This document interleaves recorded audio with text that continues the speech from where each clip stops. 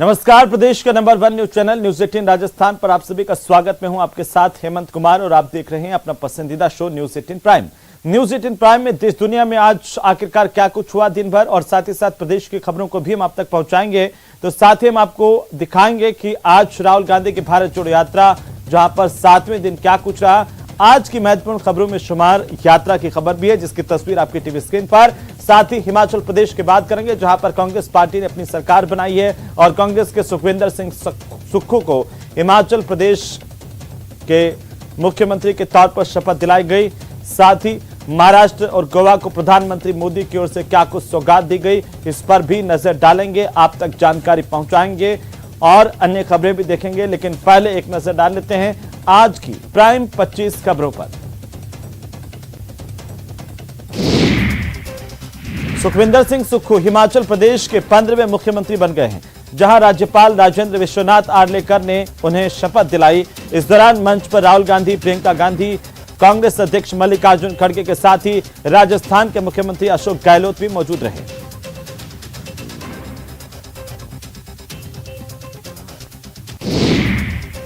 तो प्रधानमंत्री नरेंद्र मोदी महाराष्ट्र के दौरे पर रहे, जहां उन्होंने नागपुर से छत्तीसगढ़ के बिलासपुर के बीच चलने वाली देश की 6ठी वंदे भारत एक्सप्रेस को हरी झंडी दिखाई। प्रधानमंत्री मोदी ने नागपुर मेट्रो के दूसरे फेज का शिलान्यास भी किया है। इस दौरान पीएम मोदी का ढोल बजाकर के जोरदार स्वागत किया गया। ढोल बजते देख पीएम भी खुद को नहीं रोक पाए और खुद ढोल बजाने पहुंच गए। जमकर प्रधानमंत्री ने भी ढोल बजाया। इसके बाद प्रधानमंत्री मोदी गोवा के पणजी पहुंचे शाम को, जहां उन्होंने 9वीं वर्ल्ड आयुर्वेद कांग्रेस के समापन समारोह में एम्स के आयुष अस्पताल का उद्घाटन किया। साथ ही 3 और नेशनल इंस्टीट्यूट का वर्चुअली उद्घाटन किया गया। तो प्रधानमंत्री नरेंद्र मोदी ने गोवा में मोपा इंटरनेशनल एयरपोर्ट का उद्घाटन किया। इस दौरान उनके साथ गोवा के मुख्यमंत्री प्रमोद सावंत और केंद्रीय नागरिक उड्डयन मंत्री ज्योतिरादित्य सिंधिया मौजूद रहे।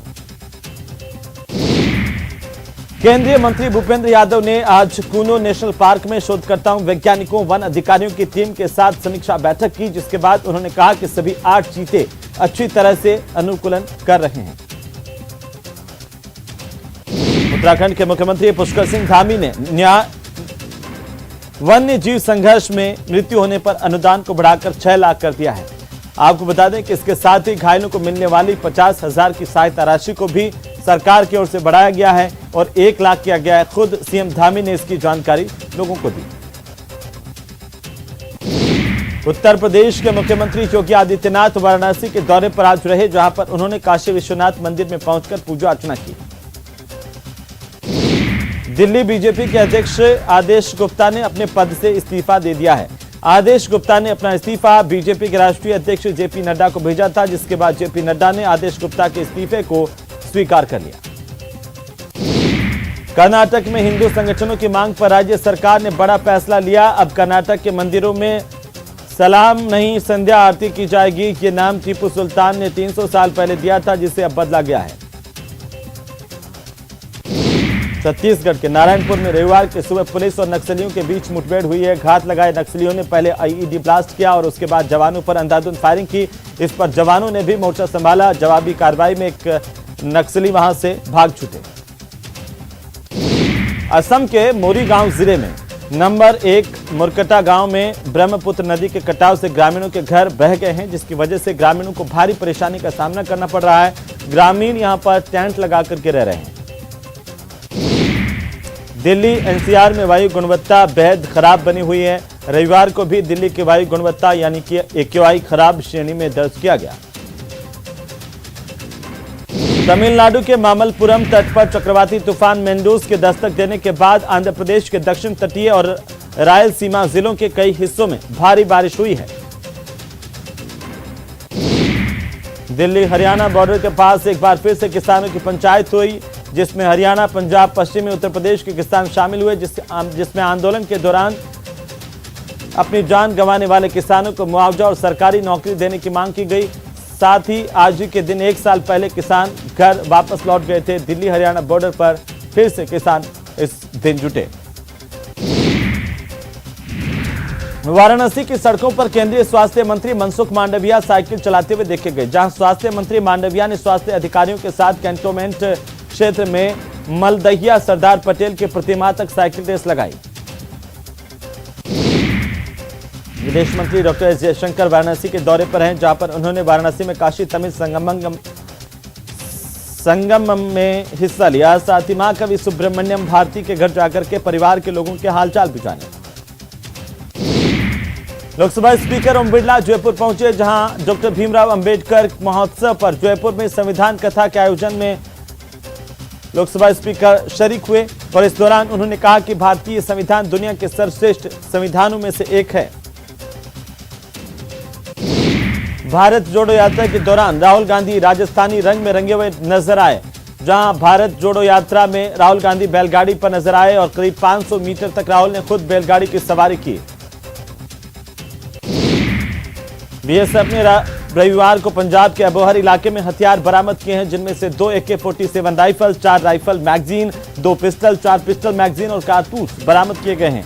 आगे की जांच जारी है।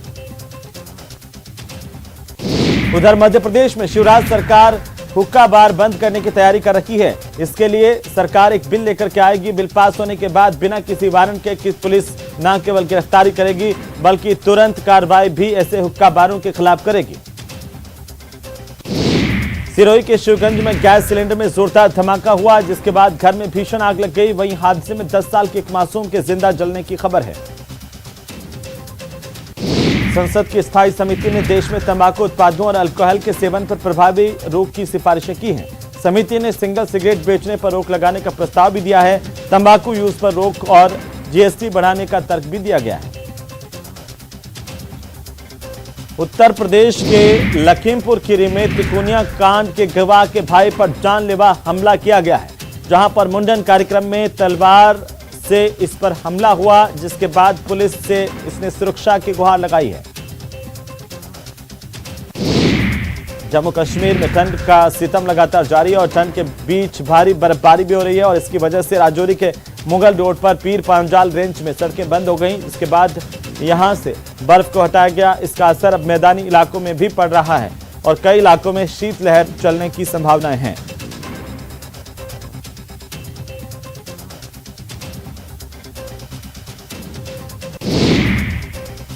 चलिए आगे बढ़ेंगे और बात करेंगे हिमाचल की, जहां पर कांग्रेस पार्टी के सुखविंदर सिंह सुक्खू ने हिमाचल के 15वें मुख्यमंत्री के तौर पर शपथ ली और इस शपथ ग्रहण में राहुल गांधी, प्रियंका गांधी, अशोक गहलोत समेत तमाम बड़े नेताओं की मौजूदगी देखने को मिली। और इसी बीच सुक्खू की मां को भी प्रियंका गांधी ने मंच पर बुलाया। यह मौका मां के लिए बेहद खास था, क्योंकि उनके पति रसील सिंह हिमाचल पथ परिवहन निगम में ड्राइवर हुआ करते थे और अब उनके बेटे के हाथ में पूरे सूबे का स्टीयरिंग आ गया है। यह खास रिपोर्ट देखिए।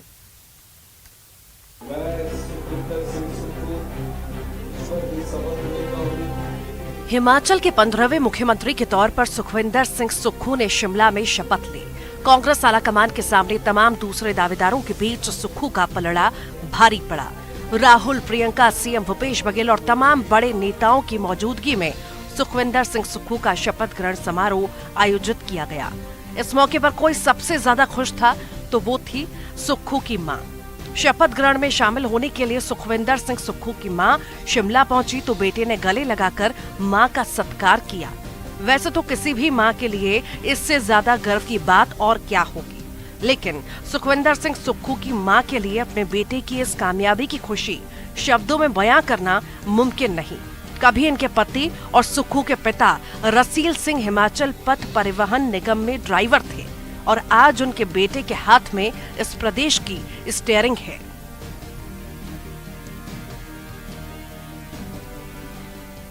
हम कहना चाहिए भी अच्छी तरक्की हो है देश की, समाज की, अच्छी सेवा हो है। पहले भी सेवादार ही था, अब और ज्यादा होनी, अच्छे काम करे। कितनी खुशी हो रही है आपको? बहुत खुशी हो रही है, बहुत खुशी। बहुत नीचे से राजनीति करते हुए हाँ, बचपन से। कुछ बताना चाहेंगे? बचपन में कुछ अगर कहते थे कि सभा में जाते थे, राजनीतिक लोगों से मिलते थे, क्या कहते थे, कुछ बताइए। करते नौकरियां दे बारे जिन्नी बगावत की है नहीं उसका। सुखविंदर सिंह सुक्खू सिर्फ हिमाचल के सीएम ही नहीं बल्कि एक मिसाल भी हैं। अगर पूरी शिद्दत से मेहनत की जाए तो कामयाबी जरूर हासिल होती है। बहुत बहुत मुबारकबाद उन्होंने दी, हम दोनों उप मुख्यमंत्री और मुख्यमंत्री जी मैंने थे। बातचीत की, मुझे कहते कि हिमाचल की जनता का धन्यवाद। बिल्कुल हिमाचल की जनता का धन्यवाद। हम तो प्रियंका जी का भी धन्यवाद करते हैं जिन्होंने यहाँ 10 दिन रह के कैंपेन अच्छा, किया। आपकी टीम कब तक तैयार हो जाएगी सुक्खू जी? तैयार है हमारी टीम। अच्छा, कल मैं कह रहा हूँ बॉडी लैंग्वेज आपकी कल भी स्ट्रॉन्ग थी, आज बुरे गंभीर तरीके से वही चेहरे पर स्माइल, एक नया यंग लीडर हिमाचल को मिला है। मैं हमेशा खुश रहता हूँ, मजबूत रहता हूँ। संघर्ष करके जब हम पहुंचते हैं तो हमें हर चीज का बारे में जानकारी प्राप्त करके आगे उन फैसलों को इम्प्लीमेंट करते हैं। एक आखिरी सवाल है, आप आम घर से आए हैं, हिमाचल के लोगों को क्या मैसेज है? क्योंकि आम घर का आपके मदर, आपके फैमिली के लोग भी भावुक हुए, आप भी भावुक हुए, अंदर काफी कुछ चलता है। हिमाचल के लोगों को क्या मैसेज है? कौन कौन से काम आपके जहन में हैं? नहीं, अगर आप डेडिकेशन से कोई भी काम करते हैं, कहीं भी काम करते हैं, सफलता आपको मिलती है।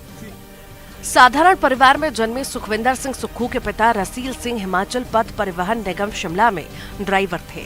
उनके पिता के साथ काम कर चुके लोग आज भी उन्हें याद करते हैं। अपने पिता की तरह सुखविंदर सिंह सुक्खू भी जमीन से जुड़े रहते हैं। ज्यादातर वक्त वो अपनी ऑल्टो में ही घूमते हैं।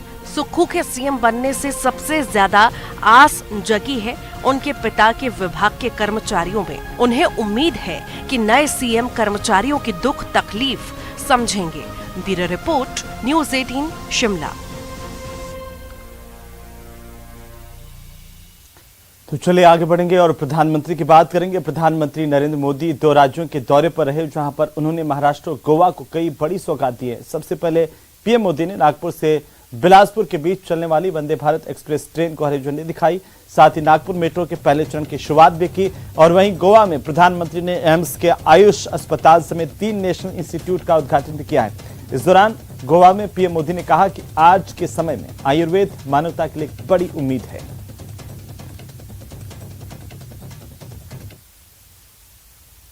तो वहीं प्रधानमंत्री नरेंद्र मोदी ने गोवा में मोपा इंटरनेशनल एयरपोर्ट का उद्घाटन भी किया है और इसकी आधारशिला नवंबर 2016 में प्रधानमंत्री की ओर से रखी गई थी और यह गोवा में दूसरा हवाई अड्डा है, जबकि पहला डाबोलिम में स्थित है। उद्घाटन के इस कार्यक्रम के दौरान प्रधानमंत्री मोदी के साथ गोवा के मुख्यमंत्री प्रमोद सावंत और केंद्रीय नागरिक उड्डयन मंत्री ज्योतिरादित्य सिंधिया मौजूद रहे।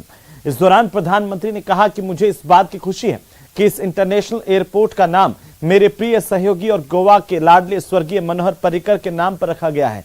अब मनोहर इंटरनेशनल एयरपोर्ट के नाम से पर्रिकर जी का नाम यहां पर आने जाने वाले हर व्यक्ति को याद रहेगा। तो चलिए आगे बढ़ेंगे। लंबे समय के बाद आखिरकार मुख्यमंत्री अशोक गहलोत और सचिन पायलट जब एक साथ निकले और नजर आए तो उसके बाद सियासी चर्चाएं तेज हो गई और दोनों आज दरअसल बूंदी से शिमला जाने के लिए एक ही हेलीकॉप्टर और चार्टर प्लेन में सवार हुए और दोनों का शेयरिंग का ये फॉर्मूला एकजुटता दिखाने की कोशिश के तौर पर भी देखा जा रहा है। ये खास रिपोर्ट देखिए।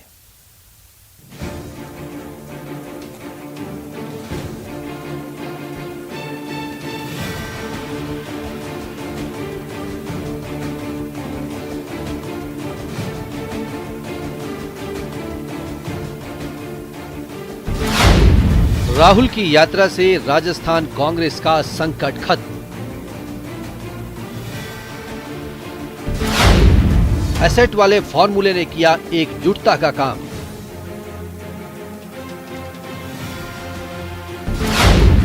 गहलोत पायलट ने साल भर बाद भरी एक साथ उड़ान। कांग्रेस में धड़ों वाली पॉलिटिक्स को फाइनल विराम। हम एक हैं। भारत जोड़ो यात्रा से एक नया माहौल आया है। हम एक हैं, एक संगठन के सदस्य हैं और राहुल जी ने कहा है, मध्य प्रदेश में कहा था, दोनों एसेट हैं। मीडिया के पूछे गए एकजुटता के सवाल पर जयराम रमेश ने जो कहा उसे सवाल का स्वाभाविक जवाब कहकर खारिज नहीं किया जा सकता। इसके पीछे ठोस कारण गिनवाए जा रहे हैं, लेकिन जयराम रमेश को एकजुटता की बात क्यों कहनी पड़ी? दरअसल हिमाचल में नई सरकार के शपथ ग्रहण समारोह में शामिल होने के लिए जब सीएम गहलोत और सचिन पायलट एक साथ चार्टर प्लेन से रवाना हुए तो सियासी गलियारों में तमाम तरह की चर्चाएं चल पड़ी। बीजेपी हमलावर हो गई। प्रदेश अध्यक्ष सतीश पूनिया ने दोनों नेताओं को जमकर आड़े हाथों लेते हुए कहा कि प्रदेश में जंगल राज स्थापित कर दोनों हेलीकॉप्टर में घूम रहे हैं। इस तरीके के सियासी पाखंड को राजस्थान की जनता समझ चुकी है और ये तो और ज्यादा गलत हुआ। इनको पहले दिन से साथ होना चाहिए था। 4 साल तक झगड़ा करके राजस्थान का कबाड़ा कर दिया और अब मुस्कुराते घूम रहे हैं। 2018 में कांग्रेस की सरकार बनने के साथ ही मुख्यमंत्री अशोक गहलोत और सचिन पायलट में दूरियां बढ़ने लगी थीं। 2020 में पायलट गुट के बगावत करने के बाद दूरियां खाई में बदल गईं। 25 सितंबर को हुए सियासी विवाद के बाद से दोनों नेताओं के बीच तल्खी बढ़ी हुई है। गहलोत पायलट की खींचतान के बाद इंदौर में भारत जोड़ो यात्रा के दौरान एक प्रेस कॉन्फ्रेंस में कांग्रेस नेता राहुल गांधी ने दोनों नेताओं को कांग्रेस के लिए असेट बताया था। अनुभवी है, एक बड़े वरिष्ठ नेता हैं संगठन में, केंद्र में और कांग्रेस पार्टी के संगठन में और राज्य सरकार राज्य के संगठन में भी पीसीसी से लेकर मुख्यमंत्री तक अशोक गहलोत जी रहे हैं। सचिन पायलट युवा है, लोकप्रिय है, ऊर्जावान है। सीएम गहलोत बीजेपी को उखाड़ने के लिए कांग्रेसियों से एकजुटता की अपील करते रहे हैं और सचमुच सामने जब बीजेपी जैसी मजबूत पार्टी हो तो एकजुटता वक्त की सबसे बड़ी जरूरत हो जाती है। तभी पुरानी तल्खियां छोड़कर कांग्रेस के दोनों एसेट साझा लक्ष्य तय करने की बात कह रहे हैं। कार्यकर्ताओं में, नेताओं में और आम जनता में बहुत उत्साह है और एक नई शुरुआत हो रही है कांग्रेस के लिए भी।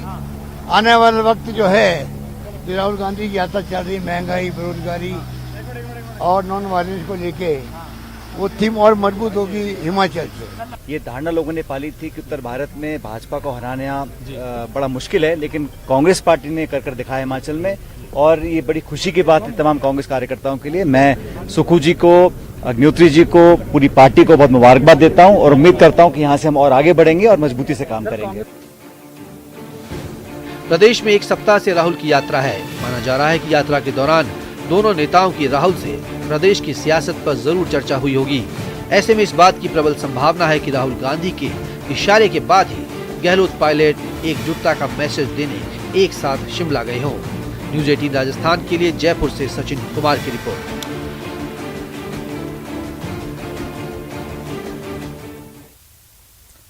और अब बात राहुल की राजस्थान में भारत जोड़ो यात्रा की, तो बूंदी में भारत जोड़ो यात्रा का दूसरा चरण रहा, जहां वो दूसरा चरण आज समाप्त हुआ। भारत जोड़ो यात्रा जो है वो यहां पर बूंदी जिले की संपन्न हुई। लाखेरी रेलवे स्टेशन चौराहे पर यात्रा की समाप्ति हुई और देरी के चलते आज कॉर्नर सभा को स्थगित किया गया था। राहुल गांधी के साथ प्रियंका गांधी, रॉबर्ट वाड्रा भी शामिल हुए और कल अब यह यात्रा सवाई माधोपुर जिले में एंट्री करेगी। जबरदस्त कार्यकर्ताओं में उत्साह देखने को मिल रहा है। आम लोग भी राहुल की यात्रा में शामिल हो रहे हैं, शरीक हो रहे हैं, उनके साथ पैदल चल रहे हैं, एकता एकजुटता का संदेश दे रहे हैं।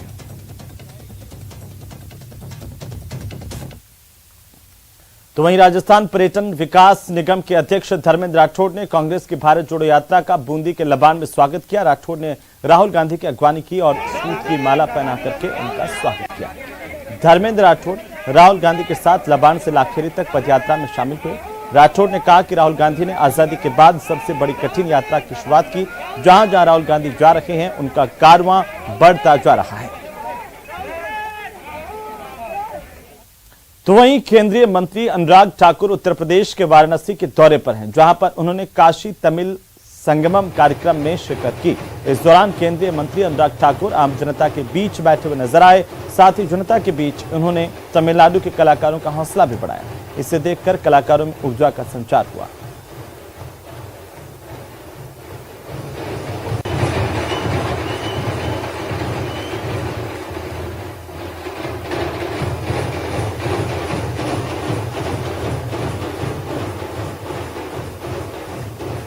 तो वहीं दिल्ली नगर निगम के चुनाव में बीजेपी की हार के बाद अब प्रदेश अध्यक्ष आदेश गुप्ता ने अपने पद से इस्तीफा दे दिया है। आदेश ने हार की जिम्मेदारी लेते हुए पार्टी अध्यक्ष जेपी नड्डा को अपना इस्तीफा भेजा और वहीं नड्डा ने उनका इस्तीफा स्वीकार भी कर लिया। फिलहाल दिल्ली बीजेपी प्रदेश उपाध्यक्ष वीरेंद्र सचदेवा को कार्यकारी प्रदेश अध्यक्ष नियुक्त किया गया है। और इस दौरान आदेश गुप्ता ने कहा कि मैंने एमसीडी चुनाव में हार की नैतिक जिम्मेदारी ली है। हम एमसीडी में और सीटों की उम्मीद कर रहे थे, लेकिन नतीजे ऐसे नहीं मिले।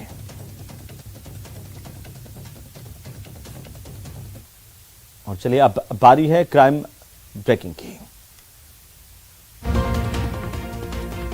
धौलपुर में टेम्पो में जा रही 2 महिलाओं ने महिला के गहने चोरी कर लिए। पीड़िता ने पुलिस थाने पहुंचकर मामले की जानकारी दी। पुलिस ने आरोपियों की तलाश शुरू कर दी है। धौलपुर के मालौनी खुर्द पार्वती नदी में एक 25 साल के युवक का शव मिला है। जानकारी के मुताबिक मृतक युवक मानसिक रूप से बीमार था, जो अचानक से 2 दिन से लापता हो गया था और घटना जैसे ही परिजनों को पता चला तो हड़कंप मच गया। झुंझुनू में 2 पक्षों में जमीनी विवाद को लेकर के जमकर मारपीट हुई और इस दौरान मारपीट में 4 जने घायल हुए हैं। घायलों को बड़ा गांव की सीएचसी में भर्ती करवाया गया। जमीनी विवाद में हुई इस मारपीट का वीडियो अब सोशल मीडिया पर वायरल हो रहा है। हनुमानगढ़ जंक्शन के व्यापारी इंद्र हिसारिया के प्रतिष्ठान पर हुई फायरिंग के मामले को लेकर के हनुमानगढ़ जिला पुलिस ने बड़ी कार्रवाई की। 3 आरोपियों की गिरफ्तारी की, जिसमें जाकिर और युद्धवीर को बीकानेर से और मयंकदीप को जयपुर से गिरफ्तार किया गया। भरतपुर के गांव खोहरी पेदावली के पास में गिट्टी से भरे हुए डंपर ने बाइक चालक को टक्कर मारी। इससे बाइक सवार की मौत हो गई। जयपुर के कोटपुतली में नाबालिग छात्रा से दुष्कर्म मामले को लेकर पुलिस ने आरोपी शिक्षक को गिरफ्तार किया। आरोपी कानाराम नाबालिग छात्रा को इस पर आरोप है कि बहला फुसलाकर दुष्कर्म करता था। टोंक के ग्रामीण इलाके में अपराधियों के हौसले बुलंद है। मालपुरा इलाके के देशमा गांव में एक बुजुर्ग महिला की नाक से सोने की बाली तोड़ करके बदमाश फरार हो गया। महिला खेत में काम कर रही थी। बाड़मेर के राजीव नगर में एक परिवार के घर पर बिना लोन लिए 2 बैंकों के कुर्की के नोटिस आ गए। वहीं मकान मालिक को मकान खाली नहीं करने पर जबरन पुलिस के जरिए कब्जा लेने की भी धमकी दी जा रही है और अब ये मकान मालिक और उनका पूरा परिवार इससे परेशान है।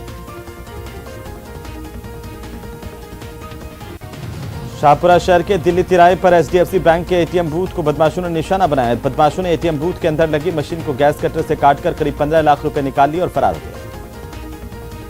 बीकानेर के खाजूवाला थाना इलाके में दुकानदार के साथ शराब के नशे में 3 व्यक्तियों ने मारपीट की। इस मारपीट का कारण दुकान में बैठकर शराब पीने से मना करना बताया जा रहा है।